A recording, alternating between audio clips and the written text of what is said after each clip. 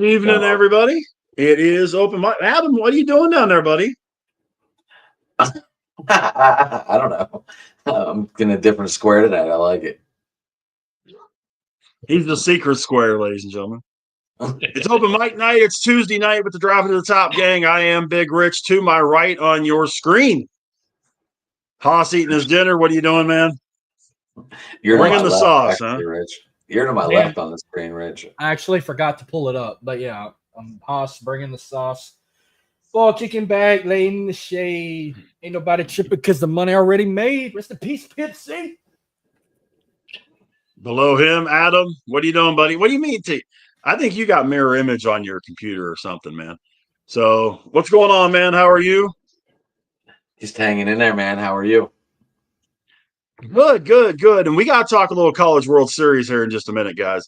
Right below me is Ken, the Bear fan. Ken, what do you think, buddy? Hey, good evening, guys. Yeah, it's been 2 weeks since I was up in this house messing with you guys. But I don't have to worry about getting paid. I'm retired. I have the ultimate paycheck, grandbaby daycare time. Aha. Congrats. Ken, you mentioned you went to the beach. You don't look that tan from going to the beach. You got ripped out. I didn't go to the beach. Last Friday, I did the round trip to Panama City Beach because I had to get – so I bought my Harley at PCB Harley, which is 115 miles from my house. Even though it's a Harley, about 14 miles from my house. So I had to get a new windscreen, and they had to do the install. So I rode out to PCB, rode back from PCB, so about 230 miles, and no SPF. So that's why I'm in the long sleeve today, because I had to go cut the grass. So, kind of a little burnt, had a little, lots of sun. Lots of sun going to Panama City Beach. Is that a nice, easy ride, though? It's probably all highway. So the way out there, I did I-10, and then the way back, I did the regular road. So, yeah, it was – I-10 beats you up a little bit more, especially with the stock windscreen on the way back. It was, on the way back, I go through Panama City to Destin to Fort Walton to home kind of thing. So that was a nice, easy ride. I didn't do the Gulf ride because I knew I'd be sitting there forever because that's where all the tourists are, getting those little beach communities. And it's a nice ride, but I just wanted to get home at that point. So I took the faster route, which is direct route down 87. Gotcha. Charles, how we doing, man? How are you gentlemen doing? Happy summertime or whatever you guys were talking about there in the summertime and out there having fun. Yeah. Hey, I got to ask you guys something. Go ahead. Did you guys see what a certain young man named Gage Wood did? No hitter. Oh, Gage yeah, Wood. man. Oh, wow. You see his arm. His arm is juiced up. 9 innings, no hits, no runs, no walks, 19 strikeouts, faced 1 over the minimum as Arkansas knocked out Murray State in the College World Series 3-0 yesterday. The most dominant performance in the history of the College World Series, bar none. He faced that 1 over the minimum, Rich, because he had a hit by pitch. Yep. Only the third time they had a no-hitter in Omaha. And that was the third time. And the first one in 40 years. So how soon till we see him pitch in the MLB? This fall, maybe? He's supposed to be a first-round draft pick. He is, yeah. I hear he's going to be a first-round pick. From what I hear, like mid-first round. I don't know. I mean, he's not even the best pitching prospect on his team. I mean, this year is loaded with a lot of really good pitching prospects. The guy from Louisville, Forbes, is really good. Liam Doyle didn't make it. Jason, there's a lot of really good pitching prospects in this draft. Gage Wood was kind of like well sought after, but he was almost like under the radar. But he just totally blew him away in that game against Murray State. That's the thing that always gets me about college baseball, though, because we have the draft right after the College World Series, pretty much, right? And I always think back to Mark Pryor because Mark Pryor got drafted. And within, 90 days, he was pitching for Chicago. And he basically goes a season and a half and then spends 10 years getting teams to pay him $1 million a year to rehab his left shoulder or his right shoulder. So I wonder if going straight from college, draft, and within 90 days later now pitching in the bigs, if that's doing a disservice to some of these pitchers because they don't get any kind of break at all. I Maybe think you're these right. kids aren't designed for breaks anymore. By the way, according to MLB.com, Gage Wood is the number 50 prospect in the nation. That'll change. After that throw, that'll change. I'm sure it will, but I think you're right though. Because we saw Todd Van Poppel do that. Kid that I played against in Arlington, that was drafted by the Oakland A's. They brought him up at the end of the season and tore his arm up. The biggest difference, I think you guys have said it. To me, the level of a really good like college baseball World Series and AA is not different. It's about the same. The biggest difference is the intensity of the games, like you guys said. Like in minor league baseball, and I was just talking to a minor league announcer, like they're not going to wear out the guys and they're not going to do all that. In college baseball, they're trying to win games. You're going to pitch 15 innings if you need to win that game. Their coach is trying to win the game. So that's why you see pitchers kind of wore out. Ben McDonald, as great as he was, they always said that him with the Orioles, like he had injury issues because he was such a good college pitcher. They really pitched him a lot. And so had he a lot of players think, yeah, that's the reason why they haven't they tear out their arms and stuff. If the Cubs don't run Pryor out there in the 02 season, right? Because then he had the good 03. But if they don't run him out there in 02, what does it say for 04, 05? Does that Cubs team, which was a really good team back in that day, because they were really, 03, they made a good run, and we got the whole Bartman ball and all that. But if they didn't rush Pryor from college, does 04 look different and the Cubs make another run and maybe get to the World Series? Because remember, then you had Pryor goes down, Wood then gets overused, Wood goes down. The pitching core that built Chicago then had to go fall on Zambrano, and he was a mental head case. So rushing these players out of college, when they draft them in about a month or so, or about 2 or 3 weeks, whenever they draft them, and then rushing them out into the big league diamond, I think that does all these players more disservice. Like, okay, at best you might see some AA this year, if anything, or go to some rookie ball, and then next year will determine where you go. Well, Adam and I talked about this with Skeens because I wanted him to do exactly what he did. He spent some time in the minor. He had a full spring training. He had a month or so in the minors, and then he came up to get himself acclimated to the whole thing. Because like Rav said, it's a whole different atmosphere from college ball to professional ball. You got to get your body acclimated, your head acclimated, the whole shooting match. And if you can give yourself time, I know Adam wanted to see him come up opening day. I thought that was a little too fast. You had to give him a chance to really get into the routine and all that kind of stuff. It's paid off. Did it cost him 4 or 5 starts in his rookie season? Yeah.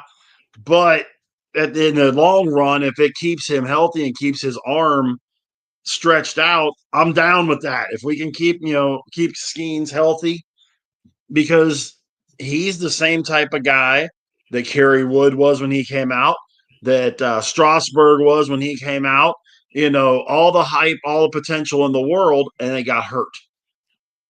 Well, here's hoping that Skeens doesn't, They go from traveling coach or on a bus to chartered plane and per diem. Well, that too. I mean, there's so many differences. I think they really, the guys who get drafted, none of them should get called up this year. Go play some rookie ball at best. Maybe AA if they really want to push it.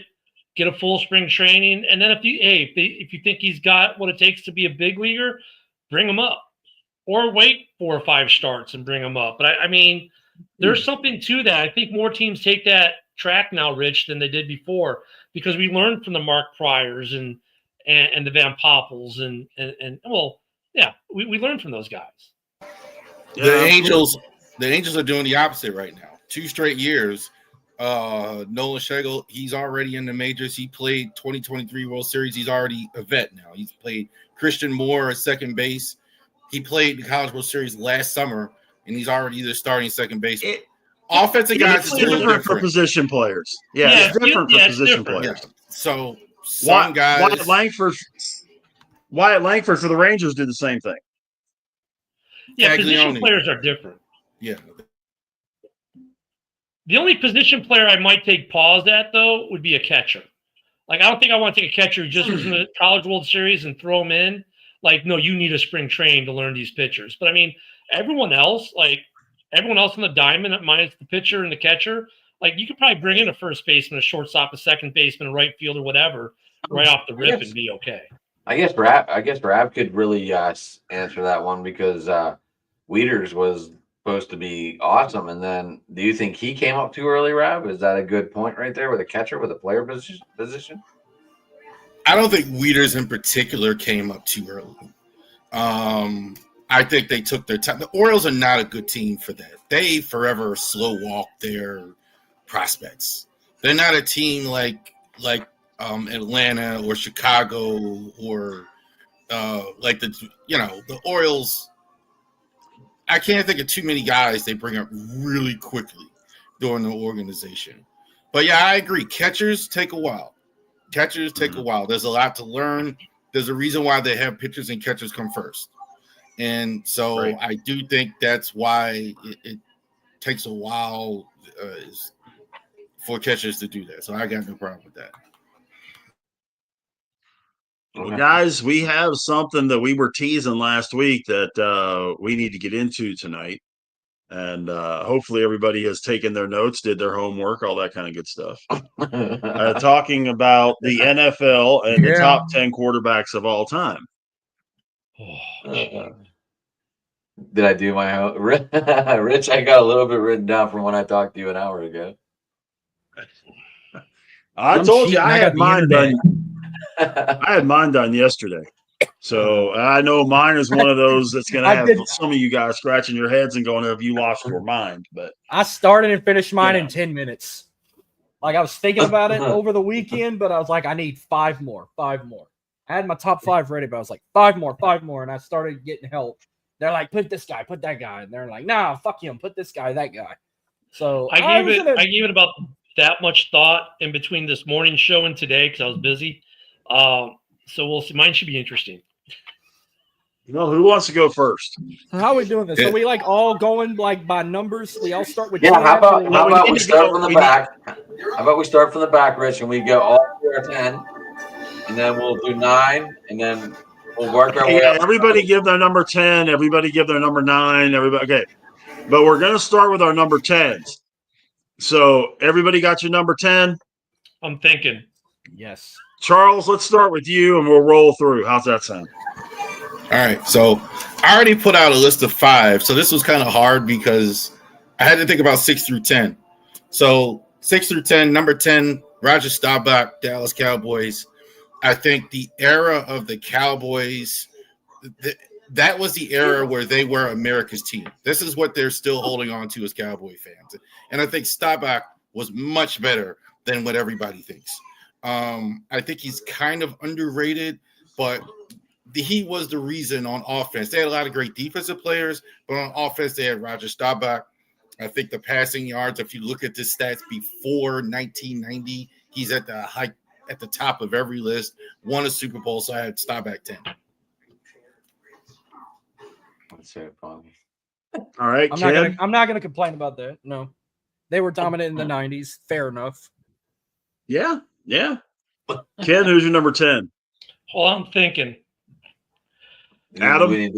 I went with Roger Staubach, and it's written down right there as number 10. 22,700 yards, 1 Super Bowl MVP. So yeah, me and Rap thought alike on this one. At least this pick anyway. Okay, Haas, what do you got, man? Okay, y'all are all going to be ready to reach through. Y'all are going to be ready to reach through the screen when you hear mine. So they're going to probably do me first because I went. All 10 of mine are Super Bowl champs. By the way, that's just a quick heads up. Number 10, I'm putting maybe if not one of, or maybe the best quarterback in the league right now. I put Mahomes at number 10. 3-time Super Bowl champ, 3-time MVP, 2-time NFL MVP. He was Offensive Player of the Year once, 6-time Pro Bowler, 2-time passing touchdown leader, Sports Illustrated Sports Person of the Year. He's won Sammy Bog Trophy, Burt Bell Award. I mean, I would think that was all in college, by the way. But he currently holds 3 records right now. He has a career passing yards per game record at 288.9. He's tied with with most passing touchdowns in a single postseason with 11, and he's currently at 5,614 total yards by a quarterback in a season, in a single season. That was in 22 he held that record, so it's still currently held today. So I had to put, if I'm going to put the best guy right now, and I know people hate him. They don't really hate him. They just hate the Swifties that took over that team. But I had to put Mahomes in there and show him some love because, I know we joke about him. We talk about his sexy wife all the time. We'd rather talk about her than Taylor Swift. But Mahomes, I had to put him at 10. Jamie, just to fill you in, we're all starting at 10, and we're all doing one round of 10, and then we'll do 9, 8. So Ken and Jamie and obviously Rich, I just wanted to fill you in, Rich, not to cut you off when running the show, but I just wanted to fill Jamie in so he knew where we were. No, you're good. I was going to do the same thing.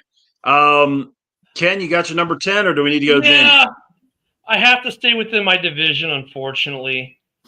Jim McMahon. Here it comes, Jim McMahon, right? No, McMahon could have, if not for the injury. He could have tracked that. McMahon also had arguably the greatest defense of all time. I mean, the guy does have 2 rings, but no, I'm going to go with and this one, he's still playing, so I'm going to stay current. I'm going to go with Aaron Rodgers at 10. I'm going to go with AR12. The MVPs kind of, stack up for him. He only has the 1 ring. That's kind of because Green Bay is good at being mediocre. They've been the best of the worst division in football because the North has been terrible for a decade or so. But he never got the supporting cast he probably deserved. So yeah, I'm gonna show the Packers, unfortunately, a little bit of love and go with Aaron Rodgers at 10. That's true, Ken, and I don't mean to barge in, but you're right because look at like 2012 and those years where he had no running game and he had no defense and he still put up MVP numbers still. All right. So Jamie, hold on. Good. Rich, hold on. So maybe you guys can help me and Rich understand this, because it says Aaron Rodgers is 150 for his career on the QBR. Does anyone know how to break the QBR down where we can understand it? Because me and Rich were like, that's a great number, but what does it really mean? I look at completion percentage. I think completion. That wasn't the question, Jay. I think QBR, I think is partially completion percentage, touchdown interception ratio, and maybe one other thing. Adam, QBR and passer rating are 2 completely different things. Yeah. QBR is something created by ESPN that's on a 100 scale. Passer rating is a whole different thing. Passer rating is the one that you got to have a degree in calculus, physics, and trigonometry to figure the fucking thing out. That was my fault. I meant passer rating because Aaron Rodgers is over 150 for his career on it, and that's what I was that's what we were talking about. But that was a really good step. Here's the definition. Total quarterback rating, QBR, is a proprietary statistic created by ESPN in 2011 to grade the performance of quarterbacks. ESPN claims that it created QBR to be a more meaningful alternative to traditional passer rating statistic by incorporating all the quarterback's contributions to winning, including how he impacts the game on passes, rushes, turnovers, and penalties. Since QBR is built from play level, it accounts for the team's level of success or failure. So it's kind of like a plus minus, like in hockey. It's got a little bit of that in there as well. So part of that formula is almost like hockey. It's plus minus, right? You get a win, you get a plus. Your team gets the L, you probably get a minus. Okay. We were just trying to figure it out. Yeah. I mean, it's like stuff like PFF, QBRs, and stuff like that. They're interesting stat lines to look at. But with Rodgers, if you look at his QBR being 150, look, he played for a team where the rest of the division was a mess, especially like if you look at the Bears. since 2006, we've been a hot mess. And we had a good 2018, but the Detroit Lions have been a hot mess. The Vikings have been, like the Bears, mostly a hot mess with 1 or 2 good seasons. They've been a team that's been stuck in mediocrity that whole time. They were winning 9 games a year, winning the division every year. And then those off years, we play another bad division. They get 11 or 12. So I think a lot of Rodgers' QBR gets skewed by that. Yep. Everybody's done their number 10. No, Not Jamie. me. Not me. Yeah, you gotta get me. Go ahead. All you. Number 10. This one's actually kind of out there in left field. I'm gonna go with my boy John Elway. Everybody's done their number 10. Hold on. John Elway at 10. All right. Yep. Well, I went a little off the rails on 10. How about Steve Young? I was thinking about Steve Young, yeah. That is actually 33,000. not going off the. That's actually not going too far off the rails, in my opinion. Yeah, not at all. 33,000 yards. The guy that replaced the guy. Not too many quarterbacks have been able to step in and be the guy right after the guy. Aaron Rodgers did that too. But Steve Young had all that grief whenever he was in Tampa Bay and in the USFL, and took the Niners to a Super Bowl, and was an MVP. So I've got Young as my number 10. So moving to number 9. Ken, you want to start our number 9s? Yeah, I'm going to stick with Elway at 9. Not just because I have his mini helmet sitting in my case, but Elway, he ends up with 2 Super Bowls, goes out the way he goes out. He's there. He kept that team relevant even when they shouldn't have been. You think of Denver, you think of Elway. Still to this day. So yeah, I'll go with Elway at 9 for me. Jamie? This is gonna be a little bit of a wild card. Phil Simms.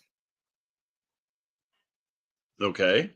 I think he gets underlooked a little bit because he beat John Elway, won that ring, and arguably could have won a second one against Buffalo had he not gotten hurt. That went to Mr. Hofstetler, of course. But I think people sleep on the fact that Phil Simms was a good NFL quarterback. Yeah. Brav? I had I'm gonna go old school again, really old school, and say Fran Tarkenton. I think he was the precursor to a lot of the Lamar Jacksons, the running quarterbacks, and all that. He played a very long time. You look at also too, he was a really big passer. You look at the stats before 1990. He's the top guy as far as passing. The only thing really missing from him is a Super Bowl win, but he took his team, I think, to 4 Super Bowls. So I think fantastic. Tarkenton, the Vikings really suffered after he left. So I think Tarkenton, I have him at 9. I think those 2 guys were really the precursors. I think the passing stats, you're going to have them lower when you look at the stats because they didn't throw the ball nearly as much then. But I think Tarkenton at 9. Yo, Adam. Who, me? Oh, I just wanted to say hi to Josh and Leland. They're at my camp right now. They're actually together. I don't know if they're watching it in the dining room or whatever outside, but they're together. They're up camp having fun. The lake looked super calm and super blue from Josh's picture on Facebook I saw earlier. So that was pretty neat. Anyway, 508 touchdowns, 71,838 yards. I'm going Brett Favre, number 9. Thomas? I also got John Elway at number 9 because that dude, if anybody's the heart and soul of the Denver Broncos, it's got to be Elway. He's got 3 rings with him, two as a quarterback, 1 as an executive. Yeah, he beat Brett Favre. That hurt that year, but I was okay with him beating Chris Chandler and the Falcons the following year. And he also got a ring. He was like a co-owner of an AFL team. What was it, the Crush? When they won the Arena Bowl, he got a ring for them too when they had an AFL team back in the day. So he's got some bling in his jewelry box. What else? He was the MVP for 33. He was NFL's MVP in 87. He was Man of the Year in 92. 9 Pro Bowls. He currently don't hold no records right. Still no records right now, but he's been on the 90s All-Decade team, 100th Anniversary All-Time team. Number retired with the Broncos. I'm pretty sure he got his number retired with Stanford, but he had some numbers too. Like he was one of those, I wouldn't say underrated, but it's like a good quarterback they didn't really talk about a lot until he started winning championships. And breaking fingers. Fingers too. He probably threw the ball harder than I think Jordan Love tries to throw like him now, because Jordan Love tries to break. Oh, you're 5 yards away. Let me zip it in there at 3,000 miles an hour. That was Elway though. Elway was the first to really break fingers. I want to imagine John Elway throwing a fastball. You think he could throw like Nolan Ryan or something like that? Like Nolan Ryan was still drafted by throwing the 80. Yankees. Nolan Ryan was still throwing 83 miles an hour on a little toss out that he was throwing first pitch of the game. Jeez. And he was like, Yeah, what? I mean, but Elway got drafted by the Yankees. Yeah. He thought, Shannon Sharp said this, I heard him say, like, he thought all the quarterbacks threw as good as John Elway because Elway is what he came in the league with. Elway retired, and he's like, holy crap. Like, what is this? Yeah. He threw it, like he said, Elway would know, he would know exactly who was around him catching the football with Elway throwing him the football. He knew it was a deep ball. Hey, if he got way ahead of you, he's got daylight. His ball placement was excellent. All right. I am sending Josh the link. I am not a fan of the whole, I don't know where they are. I'd rather have a sit down. He might be walking around, but I'm not a fan of that. Obviously, you guys don't know that, but I am. I never would have guessed it. I told him to take the laptop and the microphone with him because I knew they were going, and I guess he didn't listen. But I'm going to send him the link, and we can all say hi and all that good jazz. Maybe they're at the beach. Maybe they're at the lake. Maybe they're on the water right now. I don't know. But anyway, yes, I'm going against my own hypocrite ways right now. Number 9. My number 9. I think I'm the only one left. After 6 years up north, throwing for 49,325 yards. Number 1 in your program, number 1 in your heart, Warren Moon. God, I liked Moon. I did too. I did too. I didn't expect to hear that one. You got that. You did get me with that one. He was awesome, but I didn't expect to hear his name. He's still kind of underrated. People I'm forget. I'm glad to hear his name. At that time frame, a 58% completion percentage for his career, 291 TDs for 233 interceptions. Absolutely tremendous. He actually was in the top 5 in the MVP race 3 different times, and the Offensive Player of the Year in 1990. So, yeah, I had to put him in the top 10, and so he's in there at number 9. Josh, what's going on, man? Oh. What? What's going on? Oh, I'm live. Hey, I'm in the dork room. All right, at least you're sitting down. I know you're in the living room. I know that. What? I'm not in the living room. Oh, no, you're not. Anyway, Josh is up my camp where I was last week. Very nice. Josh, who do you got at number 9, or is that your list you typed out on YouTube? That was Leland, the guy. Right? Wait, turn that down. I'm trying to go put your earphones in and listen. Get out of here. I'm live. That is my nephew's list. Yeah, And as everyone just saw, he was right there. I know. I'm getting off script. I know. Anyway, Josh, who you got at number 9, or didn't you write him down? Funny thing is, I put it off. I was supposed to do it today. Dude, put the F on it. Yep, I was supposed to do it, but I never got around to doing it. Josh, we can't hear you. You can't. Hello?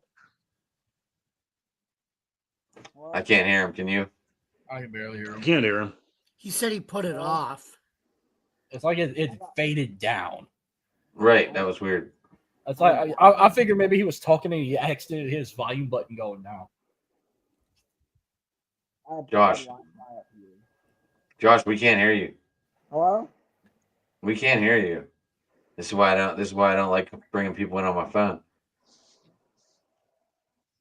But all right, figure it out, Josh. Come back. All right.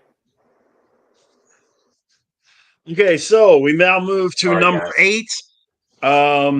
If you guys are okay, I'll go ahead and do this one first. My number 8, 4 straight Super Bowls. Unfortunately, he never won one. I'm sure Jamie's got him much higher on his list, but Jim Kelly, one of the transcendent quarterbacks of that time frame. And unfortunately, he could not get that Super Bowl ring. But yeah, Jim Kelly, I've got at number 8. Another Southwestern Pennsylvania guy, by the way. Yes, sir. Ken, who you got at 8? I'm gonna go with Mike Vick, because looking at Super Bowls, MVPs, great. Vick changed quarterback play, like Ditka changed tight end play. Before Vick, the running quarterback didn't really exist. You have to wonder if not for his stint away from the game, would he have gotten a Super Bowl? And then when he came back after that, though, he was a great pocket passer.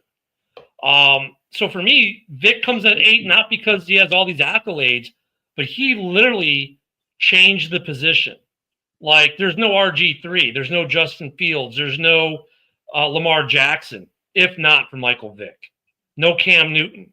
Vic is the precursor to all that.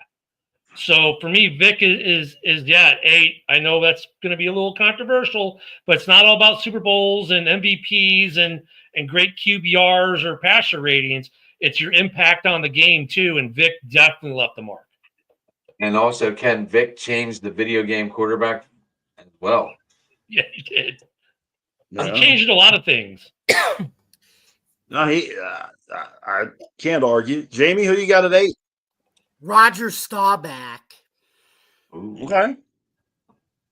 All right. Rav and Adam both had him at 10, so it's good to see old Roger Dodger on the list.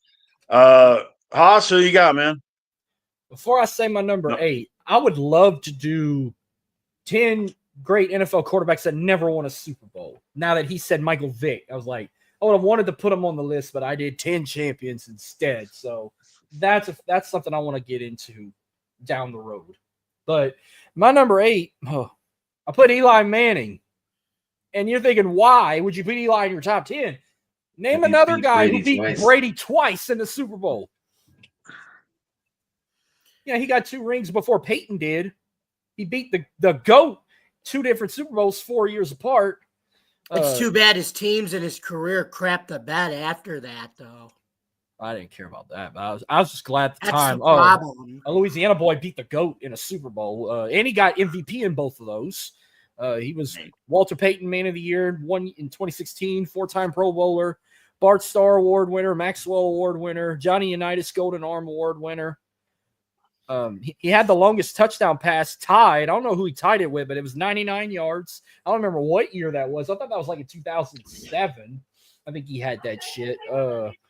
He once had the record for most passing yards in a single season at over 1,200 in 2011, but that was broken like a year later. As much as I give Eli for those 2 Super Bowls, I give Steve Spagnuolo credit actually too for his defensive game plan against Brady. Oh, I think that 99-yarder was to Mario Manningham. Was that in 07 or 06? I think it was like 11. Oh, 11. Yeah, I thought it was 09. 07 would have been Tyree. But so you got Peyton. Adam, who you got at 8? I got Steve Young. Hall of Famer in 2005, 33,124 yards, 232 touchdowns, 5 Pro Bowls. We can always go back and look, and if the Chargers didn't beat us on the final play of the game, would have our defense stopped Steve Young, or would have they just rolled us? Yeah, I feel like you think we would have made it more competitive?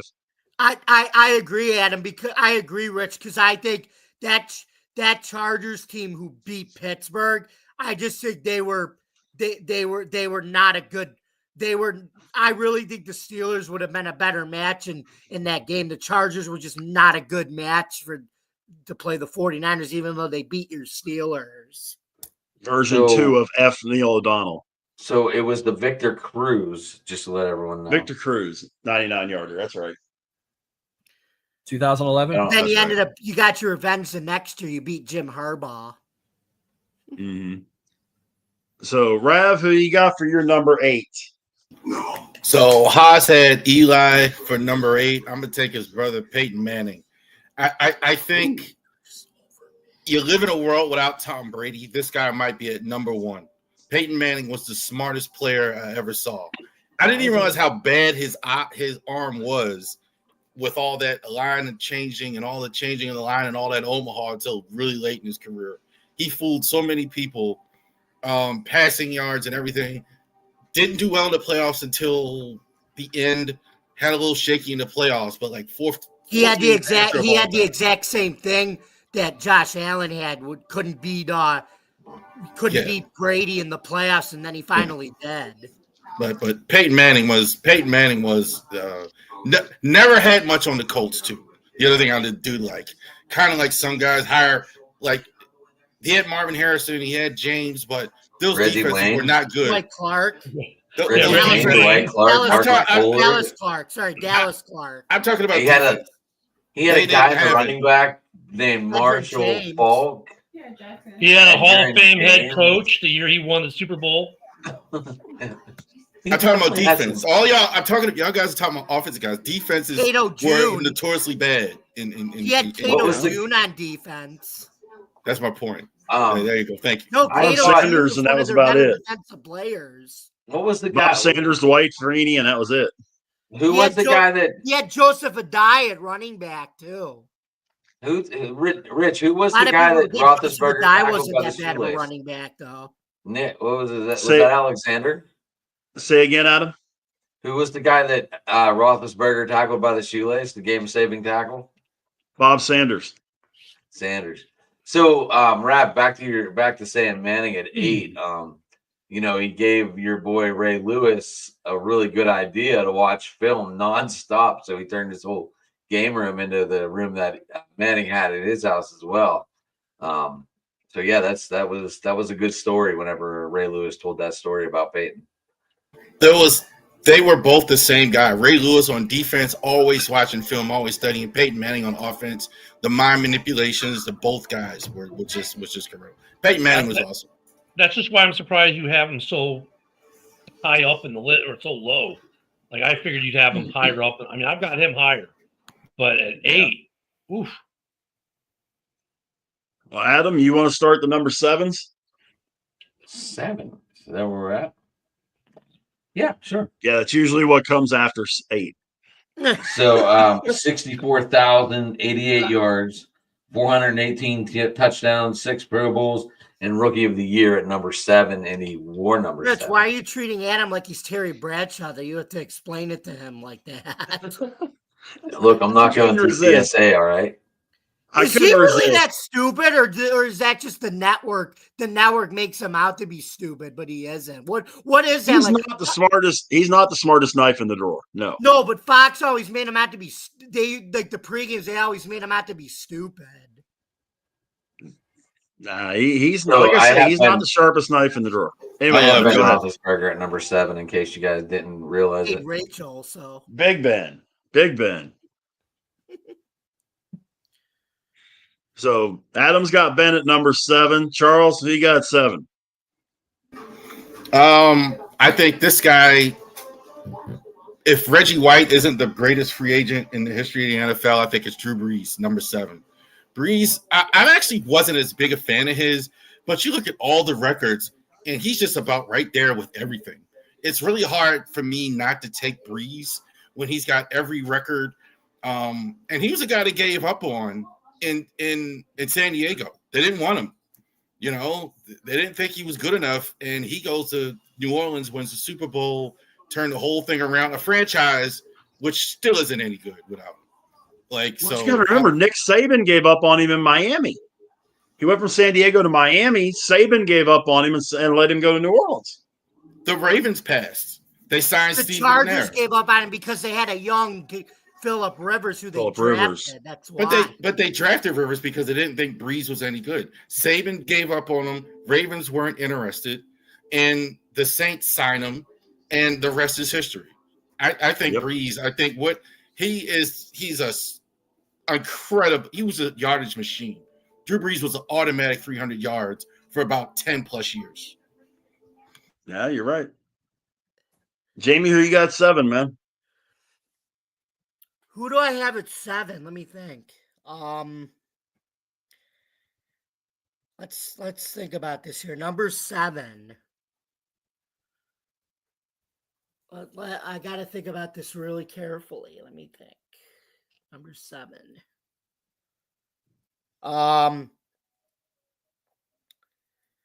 gonna go Marino. Okay. Yeah, Marino. Marino at 7. All right. Yeah. Marino at 7. Mm-hmm. Haas, who you got your 7, man? Number 7, I got Steve Young. Even though he didn't wear 7, he wore 8, which that was who picked Steve Young at 8? I did. I didn't even think about his jersey number, but that's whenever I did that. I mean, yeah, I didn't think about Roethlisberger's either. So yeah, he started his career in the USFL, but then went to Tampa Bay in the NFL, but became a franchise player with the 49ers, winning 3 Super Bowls, 1 MVP in the Super Bowl. And Joe Montana ended up going to Kansas City. That's why. But, I mean, do I even have to go into more detail? I mean, look at the name. He comes from a family where the damn college was named after his great-great-great-grandfather with his 56 wives. And he's coaching his daughter now in flag football. I wonder if he had free tuition at his family's college. He doesn't need it, brother. Valid question. He doesn't need it, brother. Go to trade school, not college, anyway. They want to. I'm not even getting into religious facts, but they want to shit talk Notre Dame a lot. But like, I don't even give cares for Notre Dame, but BYU. I mean, that's why the hot Mormon chicks are at BYU. Brigham liked them young. Jesus. Wow. That last comment was Jamie Malloy, the unbiased journalist, in the 6 seconds. Bravery Sports that is not Bravery Sports making that comment. So moving along, number 7. I'll do my 7. Oh, okay. Are you gonna do yours, Ken? Go Yeah, I'll ahead. do my 7 and then let you finish it out. Why not? My 7 is gonna go with the guy that the NFL, when they have to shoot a commercial with the biggest soccer player in the world, the best soccer player in the world, there's only one NFL player they're gonna tap to be in a commercial with Lionel Messi. That's because he's still the man with his isotoner gloves. Dan the man, Dan Marino, is at number 7. He is still, when you think of the Miami Dolphins, you still think of Dan the man. And when they needed, hey, we got the biggest entity in the world, Lionel Messi, for a commercial. Who should we have with him? Well, Marino.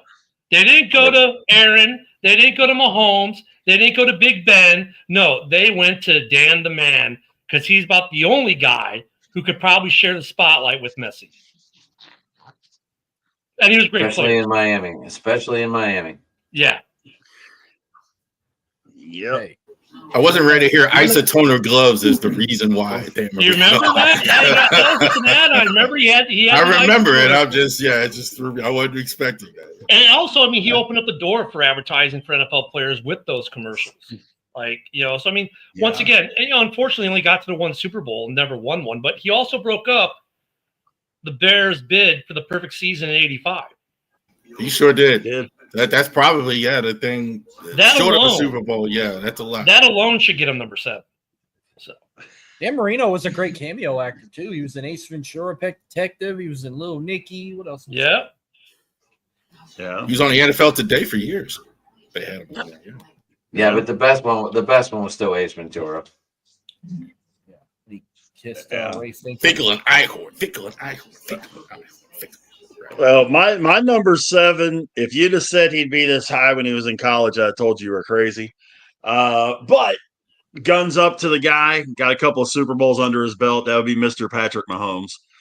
The trendsetter of current quarterbacks. And, he's not done yet, which is why I don't have him higher. By the time it's all said and done, I'm sure he will be higher. But at this moment, he is my number 7 at Patrick Mahomes. I feel relieved. I'm not the only one that put him on the top 10, so I'm so relieved. No. I definitely look at that.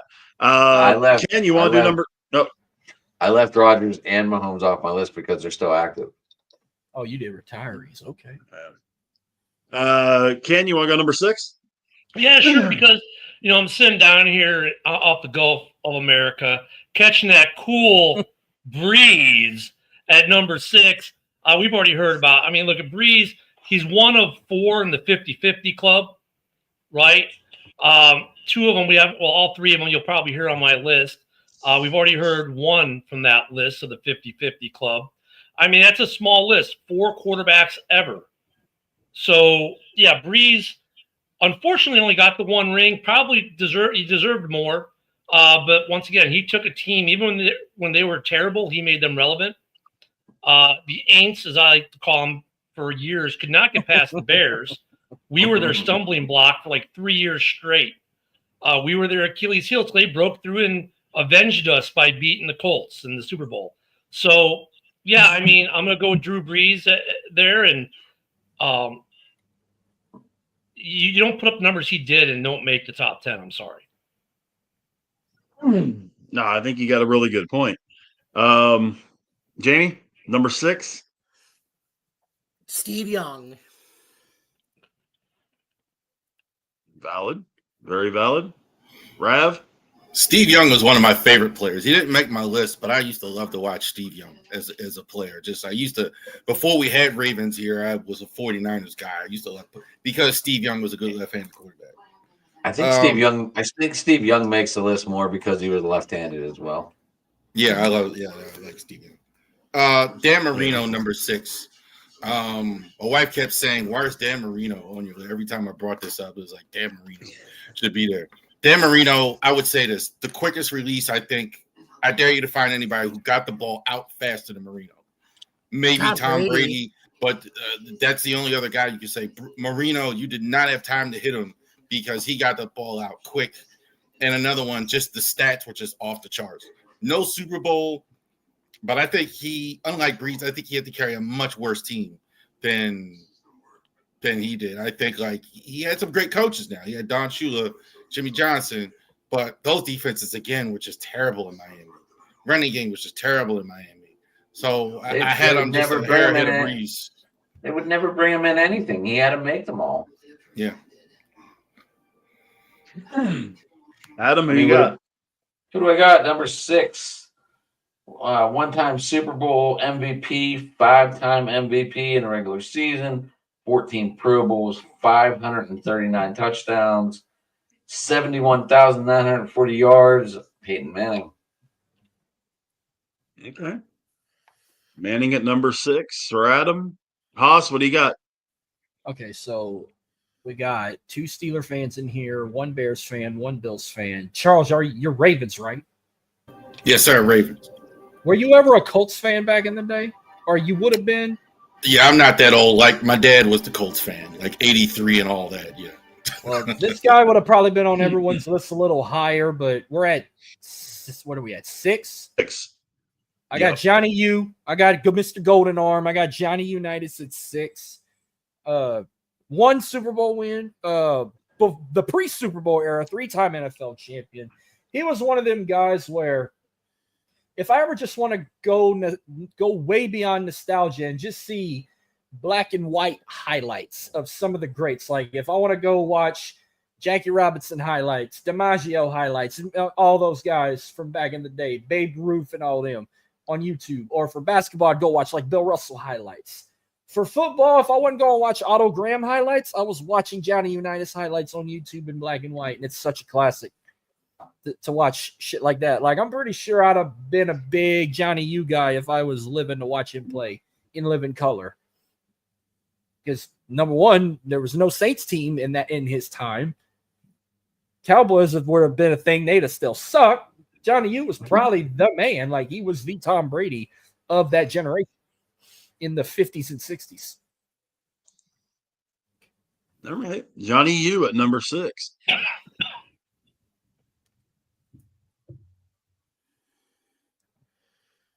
All right. Are we frozen?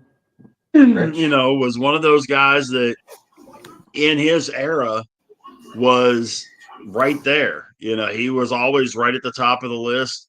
You guys always hear me talk about, were you one of the most dominant players at your position over a period of time? Well, yeah, Elway. And he didn't necessarily have the greatest receivers to throw to either. It's not like he had Jerry Rice or Calvin Johnson or somebody like that to throw to. His receivers were fair to partly cloudy at best. So, I got Elway in there at number 6. Rab, you want to start the number 5s? Number 5. I got Pat Mahomes, number 5. I think his winning is unmatched. I mean, there's nobody we're going to talk about with who has been to the AFC Championship game. I think it's 7 or 8 straight years. Every year he started, he's been to the AFC Championship game or the Super Bowl or won the Super Bowl. I think his winning is just unmatched, period. There's no such thing as a guy that's done what he's done as well in Kansas City. And Kansas City wasn't in great shape when he got there. He really turned the whole thing around. I mean, they had some good teams, but this dominance we're seeing, it's all because of Pat Mahomes, I think. So I got Mahomes at 5. Jamie, who you got at 5, man? Joe Montana. Oh, okay. Ken? At number 5, I have the second member of the 50-50 All-32 club. These 4 quarterbacks are both the only 4 quarterbacks. This is the second of the 4 that will be as part of the All-32. Now, Aaron Rodgers can join the All-32 this year if he beats the Packers. And that's going to be Brett Favre. He's one of 4 quarterbacks to be in the All-32. Also that 50-50, which is like, 50,000 yards, 500 touchdowns. That's the 50-50, right? Something like crazy number like that. Only 4 quarterbacks have hit that pinnacle. That's my second on that list. And that's Favre. And once again, probably should have had more Super Bowls than what he had. Even when he went to Minnesota, took a Minnesota team to the NFC Championship. But he's in that rare air, and that's why he's in at number 5. He may not have a lot of the other accolades that some other guys have, but you're one of 4 ever in that All-32 club and in that 50-50. You're on the list. So I got Brett Favre. Unfortunately, another Green Bay friggin' Packer. I was gonna say, where's your co-host at? Where's your co-host tonight? He'd be loving you right now. I know. My number 5, 4 Super Bowl wins in 6 years, 4-0 in the Super Bowl. Might not have been the smartest guy in the world off the field, but on the field, he called his own plays. Yeah, Bradshaw. Terry Bradshaw. Find me somebody that did all that, and I'll go ahead and give you some more with it. Terry Bradshaw, far and away, helped put the Steelers on the map. And, so I've got him at number 5. Haas stepped out for a second, so let me ask you're there? Yeah. Where's your camera at, man? Well, wait until it's my turn. Well, let me ask a question about that. Okay, go ahead. Real quick. Why do you say he's not the smartest guy off the field? What do you mean? Well, he wasn't really the most book smart guy. I mean, you hear him in interviews and that kind of stuff. When they talk about football, he can talk football all day long. But if you hear him in interviews and things like that about other things that aren't necessarily football related, and then there's also been, of course, some really legendary stories about, how he wasn't necessarily the sharpest knife in the drawer. So you ever watch his TV show? No, I didn't. Yeah, I didn't. I do, but I watch it for one reason and one reason only. His daughter must be a woman. So, That's the only reason Jamie watches these things. huh? So Haas, who you got at 5, man? Oh, jeez. That's my number 5. My hero, Brett Favre. Hey, we agreed. Look at that. Look, I've noticed football as a kid, like growing up in the Saints family. Yeah, we had Bobby Hebert when I started watching the Saints, and he's nowhere near this top 10 list. But there was one guy that just had me glued where I would watch it religiously. That guy was Brett Favre, especially when I've learned his background. Oh, he's a Southern Mississippi guy. He's from Gulfport, which is like an hour from New Orleans. So he may not be from the boot, but he's got a little – He was bit from of Nolans Kiel, in him. Mississippi. He got a Kiel. little Nolans in him. He grew up Yeah. a Saints fan. He grew up watching Arch Manning and all them playing in the old Sugar Bowl stadium. And he played his only Super Bowl he won. He won it at his home away from home. He won his only Super Bowl in the Dome when they beat Drew Bledsoe the Patriots. Drew Bledsoe. Hey, Rich, can I add something up real quick about Favre? Number one, his favorite receivers was Brian Urlacher. And also, he's the originator of the following. I thought his favorite receiver was Donald Driver. Jamie, you just talked over it. Be quiet for a second and listen. I caught it. That wasn't right. A double doink. I don't think it's Brett accurate Favre either, but is yeah, sacked and intercepted at the same time. Mary Pat says it's true. That is the original double doink. Oh, because I was gonna say Brett Favre's favorite receiver was probably Reggie White or probably Desmond Howard. Right. No, but it just seemed like all his interceptions with the Bears, like it Yeah. was Urlacher who caught him. That's why I would say it. Like, I remember, like, It's like how Josh Allen's favorite receiver was Sauce Gardner for a little bit. I loved him so much. It's like the Packers was kind of like my first team outside of the Saints. Like, I was a big Packers fan until Brett Favre jumped to the goddamn Jets. And I still gave him a little shot with Aaron Rodgers, but it wasn't the same anymore. I was just mainly a Brett Favre guy, even though I did have a lot of Packers shit in my room as an 8-year-old outside of Saints or LSU. But Brett was the guy that inspired me to want to play football, watch it religiously. It was Brett. That was the guy who really brought it into me. Now Adam, who you got at 5, man? Well, I was going to say, I thought you would have said Sterling Sharp for Favre, one of Favre's favorite receivers, but that's just me. Anyway, I have a 3-time Super Bowl champion, Hall of Fame 2006, won Super Bowl MVP, 165 touchdowns, 32,942 yards. Neil O'Donnell should have been the MVP of one of those Super Bowls he got, but Troy Aikman. Troy boy. Okay. Again, I see you down there shaking your head like crazy. I was wondering if anybody was going to say Troy Aikman. I was wondering if anybody was going to say, because the stats weren't there, but he won a lot of football games. Go ahead. Look, I would take Jay Cutler over Troy Aikman. I would take Dak Prescott over Troy Aikman. I would take Jay Cutler, that narcissistic, you know what? That couldn't. Yes, keep, I would. Because here's the weird thing about like Cutler and Romo. Both of them have better career numbers than a guy already on my list, Dan Marino, and a guy you just mentioned. Yet neither of those two are on this list, and for probably some pretty good reasons.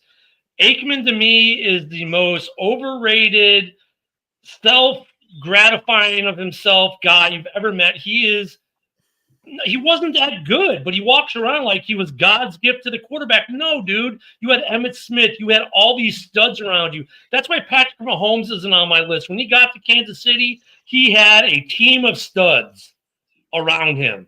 And all he had to do was show up and be decent.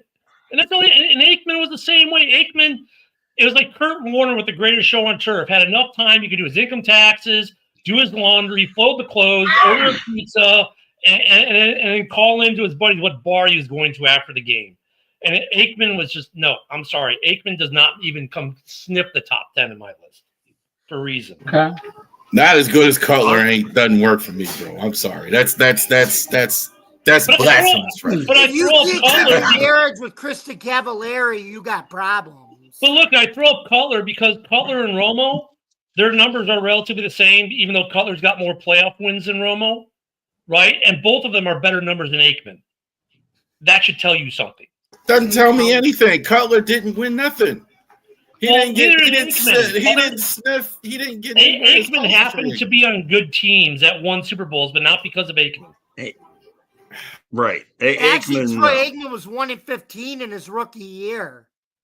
So yeah, but if Aikman didn't have the greatest offensive line of all time, Emmitt Smith, Michael Irvin, Aikman was. And let's be honest, that was the greatest offensive line to ever walk, which is why Emmitt Smith is also the most overrated running back of all time. Right. Okay, so then why is Joe Montana on the list? I put Joe Montana. Who said Montana? Like you get or he had great players around him. Who had better players around him than Joe Montana? Or did Joe Montana make those players? A Besides ton of Jerry people. Rice. Who did Besides Jerry Montana Rice. have around him? No. Montana played 1 year with Rice. He had Dwight Clark. He Montana? had Dwight Clark. Yes. He had Dwight Clark, Freddie Washington. He played 2 years with Rice. He had like 4 or 5 years, I think, with Jerry Rice. I thought it was like 5 years, but I was wrong. You had Dwight Clark and Fred Washington and Earl Cooper. Yeah, right. You talking about somebody that Are you really leaving out Ronnie Lott? That was Game the winning West Coast touchdown offense pass. is, you could argue, is the greatest offensive thing that ever happened in the NFL. He had the I put greatest coach Stafford ever. on this list before The Troy West Coast Aikman. offense, yeah. Matt Stafford How about is that? more deserving than Troy Aikman. He made Hall of Famers. Matthew Stafford. He just played for a really bad team in Detroit. Good God. I just don't like Aikman. Wait, you said Matthew Stafford made Hall of Famers? Megatron. He made Megatron. He got I a could throw the ball. He's also got a Hall of Fame wife. I guess it's a disagreement. Look, I'm just saying though, like Aikman's not all that, but Aikman thinks he was, but like Stafford's better. Stafford. I'd put Stafford on before Aikman. I'd put Cutler on. I'd put Romo on. There are a lot of guys I would put on because their career numbers minus the 3 Super Bowls that he happened to get handed are better. Stop saying Cutler. We're gonna have 31 people watching, and they're all gonna turn it off. But Just say that one more time. But look, that's there for emphasis because Stop saying that. the fact is, if you look That's at crazy. the career numbers, they're better than Aikman. See, I don't know. Aikman isn't good. See, I don't know if Rich likes this or not because Rich is one of the biggest Dallas haters in the world.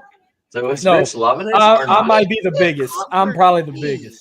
Oh, no. I'll challenge you on that one. Jay Cutler's not a guy that you would walk up to a bar and have a beer with, okay? Fuck, Funny because I have. He was a narcissist. I would. You know what? Hey, Jamie. Funny because I have. I would walk up. Nicest guy I would who go ever up to meet. Jay Cutler and have a beer with him. I sure. Did fuck you watch would. his TV show? He's a miserable you know what. Mike Shanahan showed Cutler the door in the first place because he was sick of him. That's why he even had Cutler No, there. he You're gonna didn't. say he's It yes, he wasn't did. Shanahan. Who was the head coach when they made that Oh, I'm trade? sorry, Josh McDaniel. You're right. Yeah, Josh. McDaniel. No, it's not Josh McDaniel. Got to say his name right. Josh, I kill franchises McDaniels. He's killed both franchises he went to. So he had Oh my Kyle God, Orton that's in good. Denver. That's good. I kill franchises. I like that.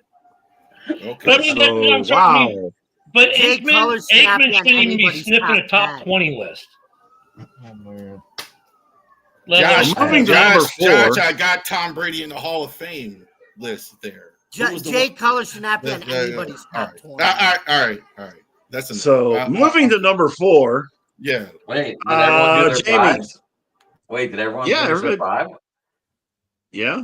Number 4. Everybody did 5. I did Yeah. 5. So Okay. 4? I didn't know I was last. Huh? Number Save 4. the I'm best gonna for go last, right?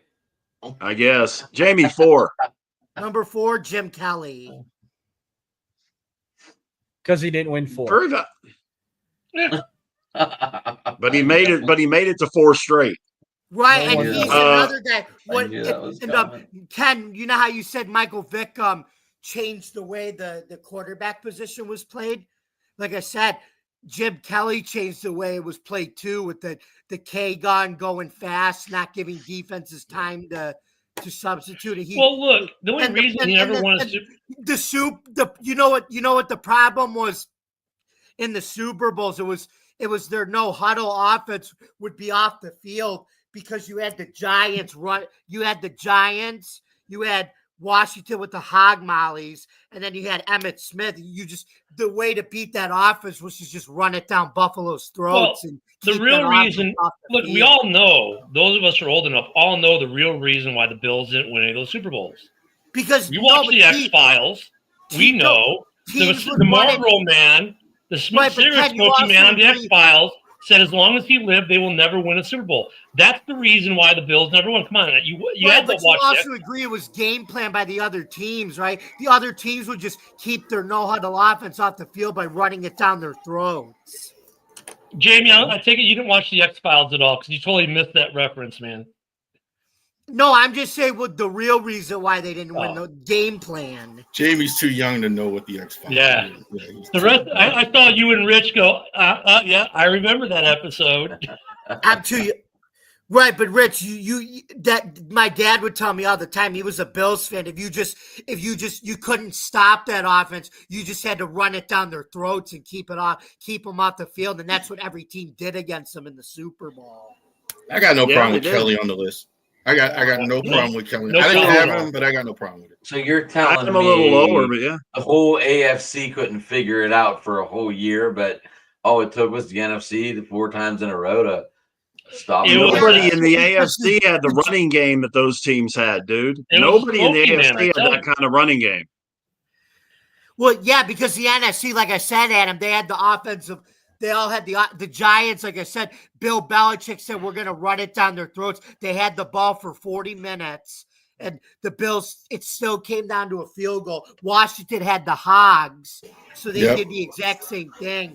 And he mentioned were up 13-6 at the half against Washington, but then when they fumbled the ball, Emmitt Smith took over the game, and it had a drive that took over 8 minutes to give them a 20-13 lead.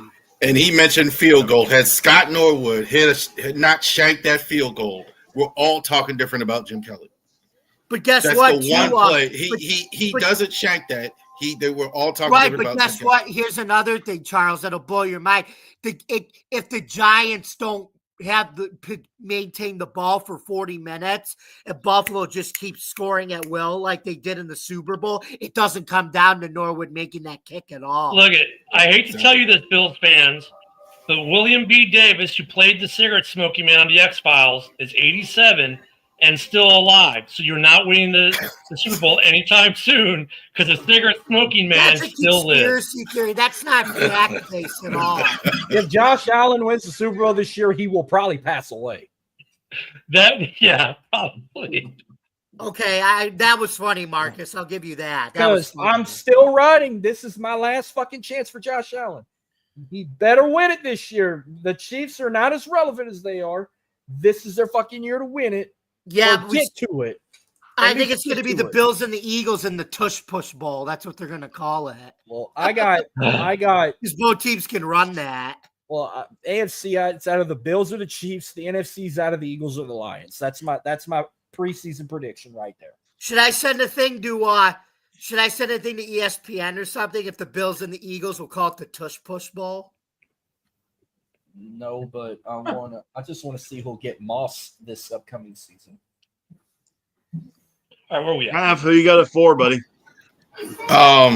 Yeah, I'm still on the Aikman thing. I'm gonna get off of that. Johnny U. Haas mentioned Johnny U as a player, and I think like he made a great reference to guys back in the day, like who were just different. Wilt Chamberlain, he was a guy who threw the ball deep when nobody else did. And I think his passing stats would have been more had he been different and the league had been different. But Johnny U and also too had he beaten one in Super Bowl III, different conversation about him, but I had him at number 4. Play defense against it, so the only way to Adam stop it was number 4. Let's see, 1989 Hall of Fame introduction, 27,989 yards, 212 touchdowns, 4 Super Bowls. Terry Bradshaw. There you go. Marcus, what do you got, man? So I got Peyton Manning at number 4.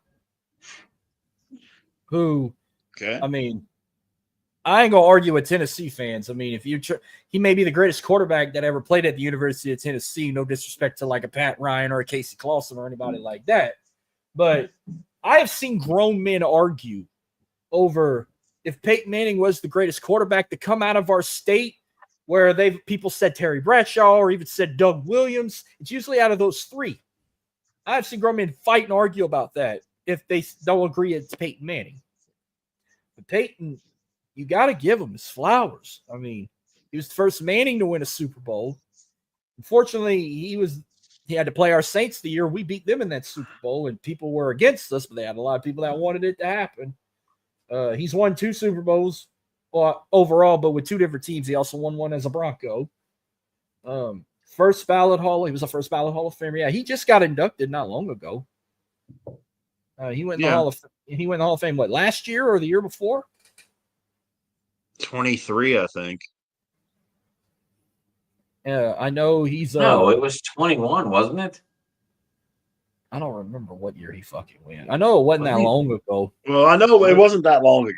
It was in the 2021. It was the same weekend as Palomalu and Cowher get inducted. But they were the following That's year. right. Yeah, that's right. Well, I don't know if it was not. He might have been 2019 then. No, I think 19 and 20 they put together because of COVID. He went in the Louisiana Sports Hall of Fame in 2019. He went in the Indiana Hall of Fame in 2020. Colorado in 2018, Tennessee in 2016. Unless they got it at the top. I was trying to find that there, but you know his numbers. You know, he's got his jersey retired at his high school in New Orleans, which he got his number retired at Newman. He got his number retired at Tennessee. He got his number retired with the Colts, and the Broncos too. So he got his number retired at 2 NFL teams. I don't know if anybody else got their jersey retired at more than one team in the NFL. But if not, Peyton is that guy. Yeah, Reggie White. Oh, as a Packer and a Eagle. Who did he go in the Hall of Fame with? The Packers, or he's not in the Hall of Fame yet? Who cares? No, Reggie? Yeah, Reggie's been in the Hall of Fame for years. Yeah, but did he go as a Packer or as a Colt? Because I think he went as a Packer. Because I think he was the Packer. Because we were talking about like Jared Allen, which I think he might go in as a Viking, not as a Bear or a Chief. Oh, he'll go as a Viking. He went in 2006. Who? Reggie White. Oh. Sterling Sharp's going in as a Packer. That's the only team he played for. Antonio Gates is going in as a Charger. Eric Allen will probably go in as an Eagle. He definitely ain't going in as a Saint. But Jared Allen, I figure, was going in as a Viking. But I was wondering where Reggie White went in as. I figured he went in as a Packer because he won the Super Bowl with them, not the Eagles. But no, I got Peyton, and I figured if he went in the Hall of Fame as a Colt. But I mean, too bad he couldn't go in as both. But I figured he was the number 1 overall. What was it, 95? He was the number 1 overall pick for the Colts. It was 95. Yep. He was the number 1 overall pick, and then Marshall Faulk. 96. It might have been 96. It was somewhere around there. Marshall Faulk was number 2 in 94. Okay. Number 1 in 1996 was Keyshawn Johnson. Well, then it was 95, but I got Peyton Manning at 4. No, Peyton Manning was number 1 in 98. No, he has Peyton Manning number 4 on his list, Jamie, is what he's saying. Right, but you said 95. He was number 1 in 1998. 98. Ryan Lee and Ryan Queef went number 2. Ryan Leaf was second, right. Ryan Queef, I call him. Caleb Williams was second. Oh, I'm sorry. Ryan Leaf. Charles, we're going to be friends again. Not Ryan Leaf. Oh, gosh. We're going to be friends because at 4, I have Johnny U as well, as you did. So do I. Johnny U. Okay. Yep. And look, at Johnny U for me is a little different. I'm going to homer out on Johnny U. It was my dad's favorite player. The first jersey I ever wore that wasn't a Bears jersey was an old school Baltimore Colts Johnny Unitas jersey. My dad, who played with an NFL quarterback, you may have heard of by the last name of Hart. They played together in high school, and yet his favorite quarterback was still Johnny U. Johnny U is my only real old school guy on my list, and for a reason. And you know, it's weird now to see him showing up to games not in Baltimore, still as a Colt, but he's Baltimore to me always. Like, you know, I know the Ravens try, but no, Johnny U. So Charles, we're friends again. I hope he's at number 4 for me. 19 actually is going to be retired by the Ravens because of Johnny Unitas. It's never been worn except for the first year. So I don't think that the Cleveland Browns, who became the Baltimore Ravens, should get that honor, but that's just me. Well, and another Pittsburgh area, southwestern Pennsylvania guy. Wait a minute. The Browns did not become the Ravens. The Ravens were a new expansion team. No. In '99. No, Adam, the Browns you don't no. know this. You don't know about this. In 1995, they were the Cleveland. Long before they were the Cleveland Browns, then they moved to Baltimore in 1996. Yeah. The Baltimore Ravens are the original Cleveland Browns in '99. Right. Yep. Their owner moved them to Baltimore. Yes, they are, Adam. What are you talking about? That was a new franchise. No, because you don't associate. Adam's almost right. When Art Modell moved the team, he gave Cleveland the ability to hang on to all their records and all that kind of stuff. Right. But the team changed from the Browns to the Ravens. Yep.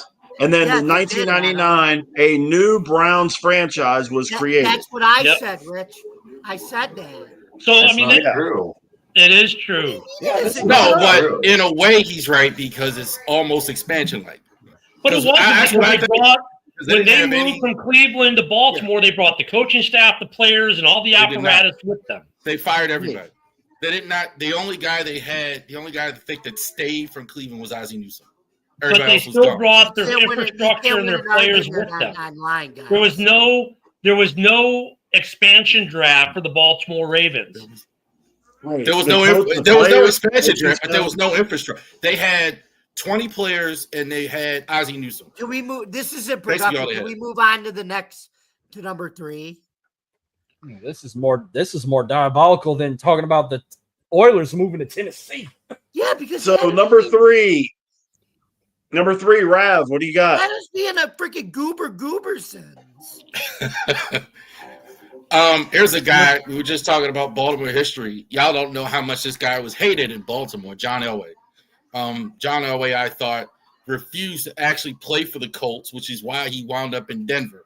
If you talk to like an older school fan in Baltimore, they'll use F. Elway every time they say it, even nowadays, because they hate it. Oh, absolutely. Because had he actually went to the Colts, they might have stayed in Baltimore. They had a good team. So that is a whole nother thing. But Elway, I think, everything you're not supposed to do. He was an athlete, phenomenal athlete, threw the ball across his body, threw the ball deep downfield, went to the playoffs just about every year automatically, led the league AFC in passing. I think the only reason he's not higher is because he lost so many Super Bowls earlier in his career. But I thought Elway was pretty much in a class by himself. The only time when he was playing, the only guy I thought better than he was when he was playing was Joe Montana. I mean, so I'm going to bring that up to one of my coworkers. He's one of the biggest Ravens fans I ever met. I'm going to bring that up like, did y'all really hate John Elway back then? I can't wait to hear about that tomorrow. Jamie, give us your 3, buddy. Jamie, give us your 3. Yep. Number three. Let me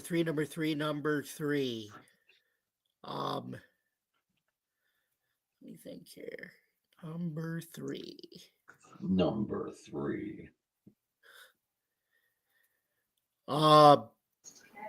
Let's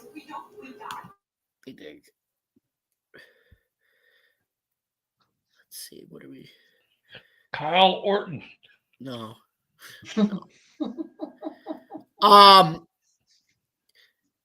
Let's see. Cal Orton. That's great. That is great. Number 3, I'm going to say Big Ben. Okay. All All right. Can I go last Ken, for this one? Ken, what do you got?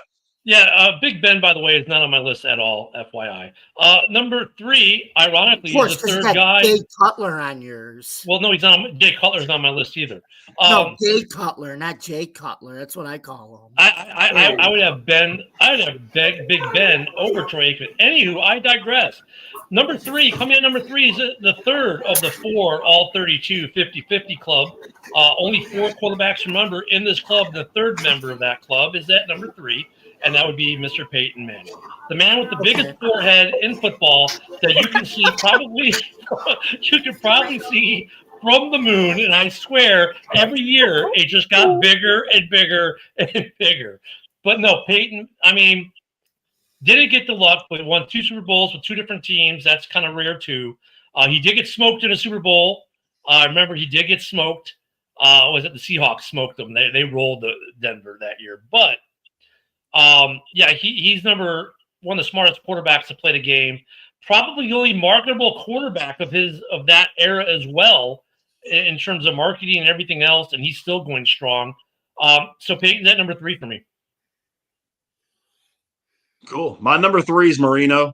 No quarterback did more with less than Marino. We talked about it earlier. No running game, no defense. Receivers that were average at absolute best, that he made into really good receivers. So, I had to put Marino up there at number 3 simply because of what he did and the numbers he put up with the talent he had around him. Marcus wants to go last on this round, so Adam, go ahead. I have Joe Montana. Hard to beat. Hard to 3-time Super Bowl MVP, 2 MVPs in the regular season, 2000 Hall of Fame induction. It's hard to beat that number. 40,551 yards. Gotcha. All right, Marcus. All right, here comes the bias in me. Number 3, I'm gonna say another hero, not just for me, but for this whole state. I got Drew Brees at number 3, and I want to go back before he came down here. I want to go down, like, he started as a Charger, but if I had to compare him to like a current WWE superstar right now, I know I'm bringing wrestling up. He kind of reminded me of what LA Knight is today when he went to the Chargers in 01. He had all the talent he had, but he just did not have the team and the potential to get him where he needed to be until he got to New Orleans when he broke his arm and then they cut him from the team. And then he was a free agent and then New Orleans was already in the dust and shit with Hurricane Katrina and whatnot, which is coming at 20 years this year. When 06 came, we had the number 1 pick, got Reggie Bush. They needed a quarterback. They needed a coach. They called Sean Payton. Drew Brees was up. We gave him that chance. When we welcomed him with open arms. Some people did not know who this guy was. I knew who he was. I said, I like this. I'm going to give him like a shot. Creed. Like whatever, like Creed.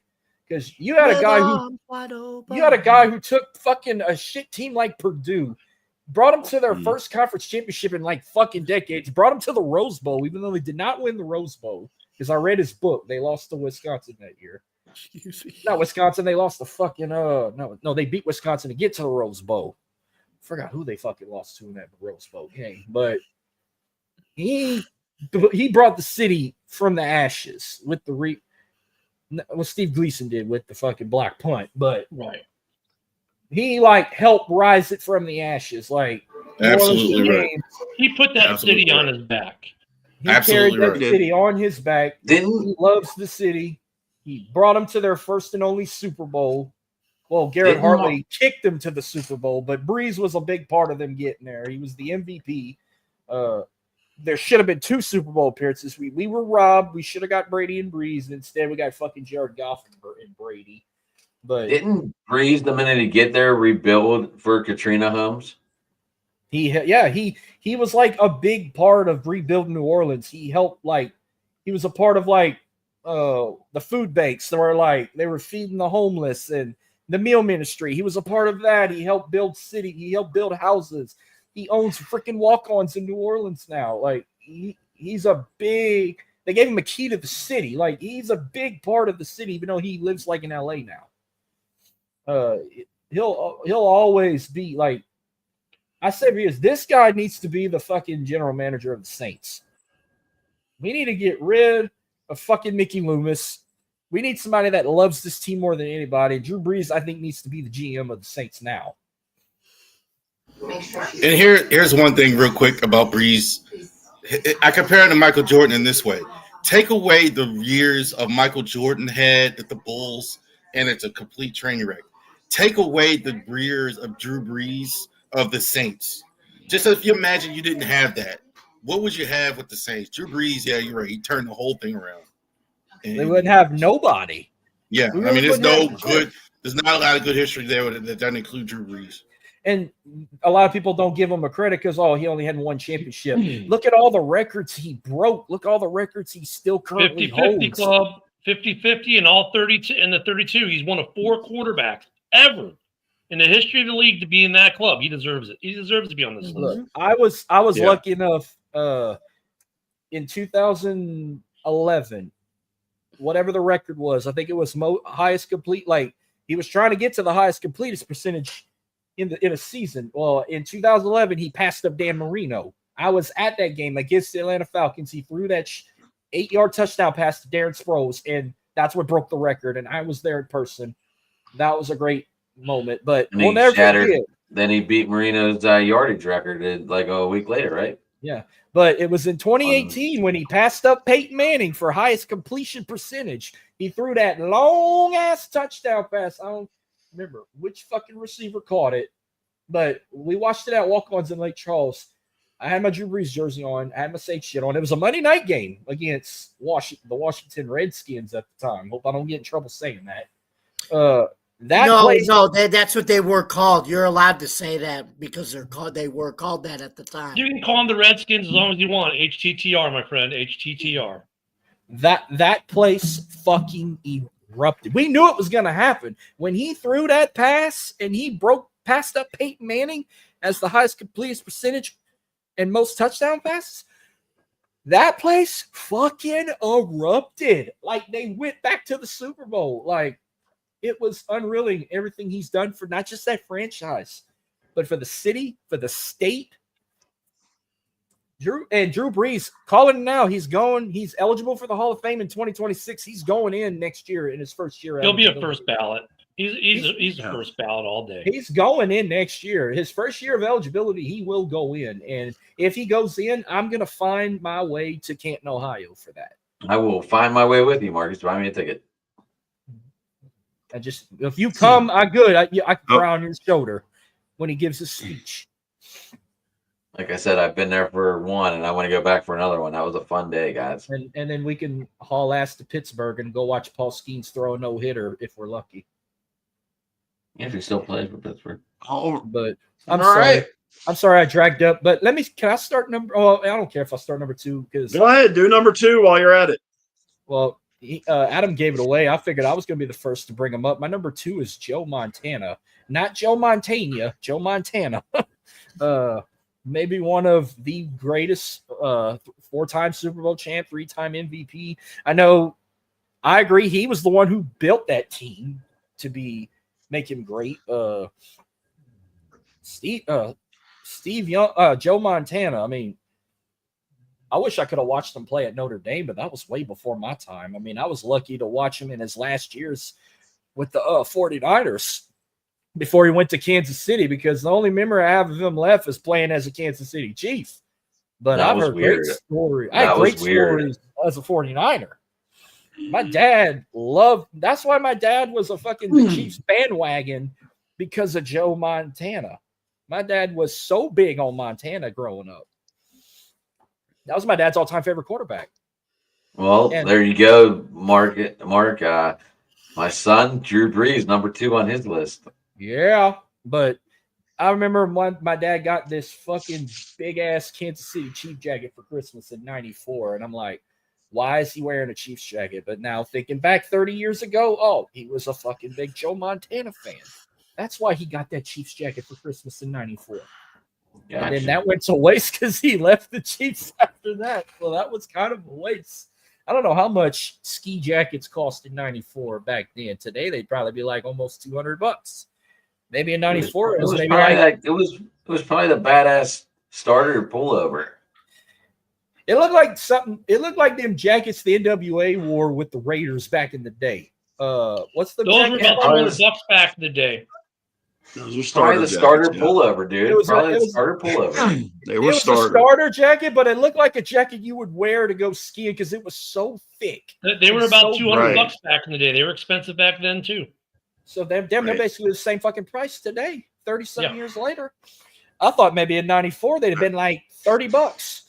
$30 was No. fucking $200 back If you in were in 94. Korea, maybe. Oh, yeah. We don't talk about Korea in America. All right, Adam, number 2. Well, here goes your shocker because it's my list. I have Tom Brady as number 2. Damn. Okay. Are you the first one to say him? All right, besides- Yeah, Rav. he is. I knew he was going to say it. I knew he was going to say it. Moving along. All right, Rav. Joe Montana, number 2. There's not much difference on my list between 1 and 2, except the resume is longer for number 1. Joe Montana, 4 Super Bowl wins. I think he had the greatest offense of all time developed, and I think he's the most accurate passer I think in the NFL history. Watch a Joe Montana game and see the ball hit the ground or he threw it out of it. Never happened. Joe Montana, number 2. I'm glad I was the absolute shocker on this one. Let me see. Number two. Peyton Manning. All righty. Ken? Hey, go back. Good to see you. We're not talking about that yet. But anyways, my number 2, shocker, probably the most famous touchdown pass ever thrown in a Super Bowl, right? Montana to Clark.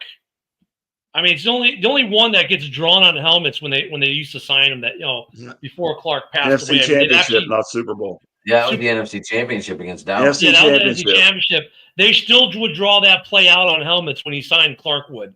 I mean, but it's Montana. Montana, I think he's the first quarterback to be of that pedigree and be as marketable as he was, bring people to the NFL. I mean, he's hard to beat. Well, he's going to be beaten. Obviously, he's number 2. But Montana, number 2 all day. I loved it when Montana called his wife from the The sideline. bench. Yes. Yeah. Because he figured out the hack of the old phones. You hit 9. You hit Yeah. 9 to call Yeah. out, and he just tried it. That was a funny He's story. sitting on the bench calling his wife at home. Hey, how you doing, hon? Like, aren't you supposed to be playing a game? Joe Yeah, Cool, the phones baby. call out. I never knew that. These phones call out. I can call you from every game now. Yeah. My number 2 is Mr. Fivehead, Peyton Manning. Probably one of the smartest quarterbacks in the history of the game. Just watch how he played it. And the offensive coordinators and head coaches were calling the plays, but there's no question about it. He was able to read the defenses and change the play if he needed to, and had the whole offense clicking with him. Whether it was Indy or Denver, when it comes to the smarts, the intelligence of the offensive game of football, it's really tough to not have Peyton at the top of the list, and his results, came from it. So, Marcus, who you got at 2? I started to. I said Joe started to. Montana. That's right, you started 2. All right, Let now me- we get to number 1. All right, Adam, it's your show, so go ahead and start with number 1. Well, Josh said I kind of need to explain myself. So, okay, so the reason I watched football growing up was because of number 13 in Miami. So that is my number 1 on my list because he really got me into the game, got me into watching everything, obviously being a Panther. So Marino got me into really watching football, so that's my number 1. I mean, I have his jersey signed. I have his Pitt jersey, his Dolphins jersey. Obviously, we went over the starting lineup figures last weekend or last week, whatever. So, yeah, Dan Marino is my number 1 quarterback. I know he never won. I do think, he could have went to Minnesota that one year to finish his career. he would have had a guy by the name of Randy Moss and Chris Carter to throw to. I think it would have been a lot of fun to watch. But, he said, I'm done and I'm just going to stay in Miami. Now, I don't know. So that's why he's number one, and Tom Brady will always be number two. Look, and to back him up, though, I mean, think about in Miami where you have arguably the biggest star athlete on the planet. There's only one guy that matches up with him, and that is Dan the Man. Mm-hmm. I said it when I put him on the list. Messi is probably, him or Ronaldo. There's an argument between the soccer people on that. But you're talking either number one or number two worldwide in recognition. And the only person the NFL could put up with him in a commercial or any kind of anything is Marino. So that might help you a little bit there. Well, I just went off of my own list because that's what this is tonight. Yeah. Rav, number one. If you say Lamar, we're driving to Baltimore. We're not going to say Lamar Jackson. He's got to win a Super Bowl first before you're the greatest of all time. You can't say Lamar. Just got a little note here with number one. Hold on, I'm pulling it up now. So we got, where is it? All of a sudden, Elvis Gerback. Elvis Gerback, number one. Trent Dilfer. Trent Dilfer, number one. But Tom Brady, obviously, I think, was the greatest substitution ever to come in. Drew Brees never was supposed to play. Sixth-round pick. I don't think it's close. 649 touchdowns. Bledsoe. No, Drew Bledsoe. He came in for Drew Bledsoe. 649 touchdowns. I think 35 playoff wins. The numbers I just be all day. I think it's almost impossible not to take Brady number one if you're talking about the greatest player of all. And I think he's the second greatest player of all time next to Jerry Rice. No question, Tom Brady. Jamie? Number one, Eli Manning. What? Everyone's like, what? Wait, What? is Brady even I on knew the he list was at going all? to do it. I saw do Josh it. Allen coming. I mean, knew he was Jamie, is Brady not on your list at all? I don't think I heard you say his name at all tonight. I did not. He ain't Wow. going to say it. All right. He ain't going to say it. I knew he was going to say it. All right, Marcus, who's your number one? I mean, it's no surprise. And then I'm going to give you my 2 cents about it. I mean, I'm Tom Brady. I mean, I've never lived to see a guy win this many championships. Like people have lived to see Bill Russell win all those titles, or I mean, outside of Michael Jordan do it, or I've never seen it with them big Yankee names back in the day, or Bill Russell. No, Tom Brady's one of the only guy outside of Michael Jordan I've seen win countless championships. And no, I was not a Brady fan. At first, I liked him, but then when it was just you ever have that feeling like, oh, it's getting old to see this guy win over and over and over. You want to see something different. That's how, like, even people felt that way with LeBron and shit. Now, I was like that with Tom Brady. I was tired of seeing the same shit. Everybody was jumping the Patriots bandwagon back in the day, leaving their team, going to the Patriots, kind of like they did with Alabama in that time too. But when he retired, then I gave him respect. Like, yeah, I will acknowledge now he is the greatest to ever play this game. And I was not happy a time or two he's won the Super Bowl when I betted against him. There were times I did bet on him to win. Number one was the first year he won when they beat the Rams. Another time was... Wait, you bet at 11 years old? It was 2002. No, I mean, like I picked him to win. I wanted him to win. Oh. I didn't pick the Rams. I picked...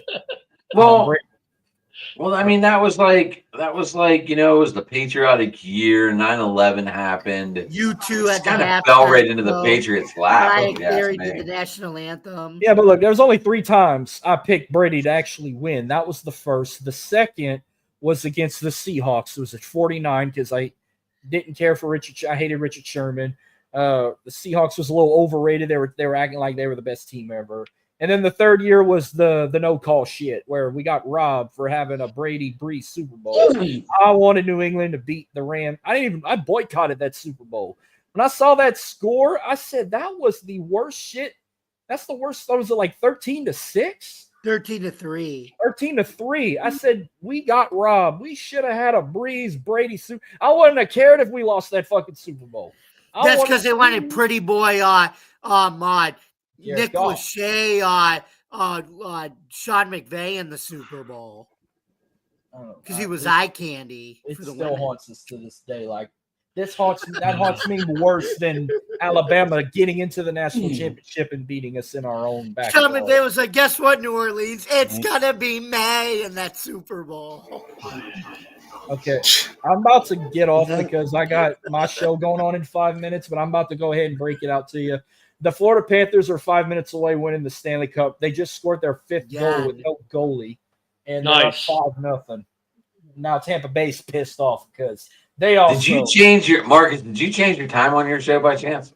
Yeah, because I put 9:30, and I'm like, oh fuck, it's 9:40. I was gonna say I forgot your show was going off at 10:30 Eastern, and I was like, wait, Marcus just said he had a show in like 5 minutes.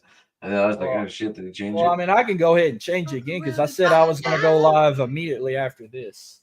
But I'm about to get ready for that. I'll be quick with my number one, though, because he's the fourth of the four horsemen who are on the 50-50 all 32. Shocker. Tom Brady. Am I the only one that doesn't have his one for a reason of cheering for a guy? I mean, Rich might not. It's hard. Rich might not. I think we all cheered against Brady at one point or another as a fan because, like, oh, he's going to win number 7. Oh, he's going to win number 4. Now he's going to win 5. Oh, 6. Oh, Deflategate. Blah, blah, blah. I mean, we loved to hate him. Oh, why can't Peyton just finally beat this guy? Right? But, dude, he's one of 4 quarterbacks in NFL history, right, with over 50,000 and 500 touchdowns. One of four quarterbacks in NFL history to beat all 32 teams. He's got more Super Bowl rings than any franchise even has in the NFL with 7 Super Bowl rings. All right. Sorry, go back. Your NFL championships don't count. Now he's a minority owner of the Raiders. He's going to improve that team. He's an owner of a soccer team in England. No, by the way, his first year's owner, he got him promoted. So now they're in the championship league, one step away from the premiership. Everything this guy touches, he wins. It's Brady. Well, if he owns the Raiders now, that we're waiting on that to happen. Which the Raiders leaving Oakland was a good thing too. Oh, by the way, they gave Ashton Jenny the new nickname, Boogeyman. That's his nickname now. Might Cam Miller be the starter in Vegas? God. All right, I'm about to roll Tom Brady. My number one, Joe Montana. I'm not going to argue with that. 4-0 Super Bowls. He took the West Coast offense, which is the base of all the offenses we see now, and executed it. You can put it on paper all day. He perfected it, and everybody has modeled their offenses and their quarterback play off of Joe Montana. He was a scrambling quarterback. He was a running quarterback, and he was one of the most accurate quarterbacks in the history of the game. And yes, I also know Brady on my list. Is if you guys. Yeah, I was about to say. I noticed. Yeah, so a guy that made a career out of a cheap hit, a bad call, and knowing what plays were going to be called. Yeah, he's not going anywhere near my list. If I knew what the other team was going to be doing, I could win 7 Super Bowls too. So, no, Brady's not on my list. He wasn't even in my honorable mentions. But yeah, Joe Montana, number 1, and he's been number 1 for a long time. Now, that being said, could Mahomes get to that point? Maybe. Possibly. It's possible. I agree with y'all. I agree with that 100%. I have him at 5 already. I think what the winning he's done. I had him at never 7. Seen it before. Mahomes didn't even make my Yeah. list. Hey, Haas, you know what's funny about, real quick, 'cause you mentioned the Panthers about to be the second team to repeat in the last, 6 years? The last 6 Stanley Cups have all run through my wonderful state of Florida. Just saying. Yeah. Tampa Bay Lightning's pissed A right now. state that 'cause doesn't even they know also what did it. hockey is, though, because it's warm. Well, no, they do. Tampa's got a very robust youth hockey program. So does Miami. Jacksonville doesn't know what it is. Orlando knows what it is, but it's just kind of interesting that I like the last Florida, 6 though. years, the Stanley Cup has been in Florida every year of those Only- 6 years. Yeah, but now Tampa Bay's pissed because they did what they did. They had a three-peat, one back-to-back. They can't brag about that no more. Florida did it too. Yeah, in that decade, majority of the Stanley Cup was in Florida, outside of Vegas and the Avalanche. But And how long has it been since Canada's actually won? 93 was the last Yeah. time. I 93. mean, this is Canadians. this Yep, is their 93. sport, Canada. Like, I'm just 93 and happy it was Connor Montreal. McDavid doesn't get to hoist the cup again. And That I get made to my laugh day. about it. I get to laugh about it another year. But I'm about to roll out. I got to get ready for my show. I'm at Big Hoss 337. My show's on the go _TXLA. I'm on YouTube as well, and I'm about to get ready for that. Peace, guys, and Marcus, good luck on your show tonight, buddy.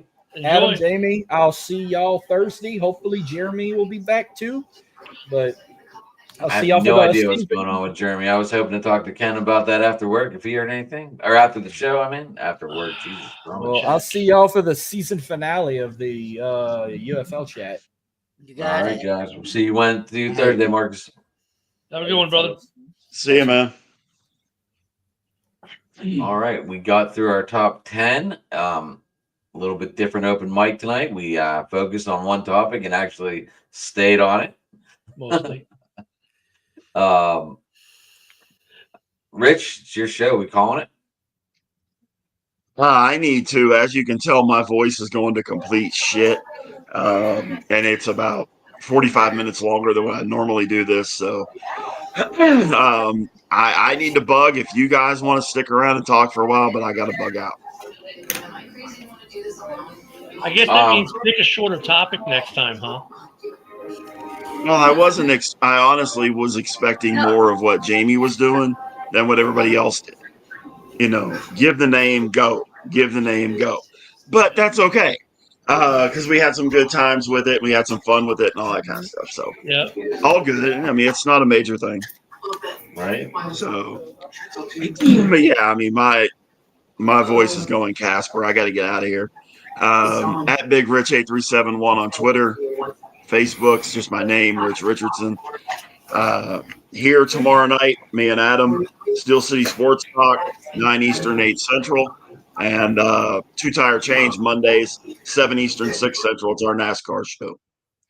Guys, I appreciate it. Rich, I will love to see you stick tomorrow around. night, buddy. If my voice is around, yeah. But No, you I'll better see you guys gargle later. some salt water, baby. You better gargle some salt water, get that voice vocal cords back to normal. Or as Boston would say, you got to get some salt water. There you go. Or, I appreciate you guys. Joycey, you got to get some salt water. Get some salt water. More salt. Have a good Use one, some Rich. salt water. See you guys later.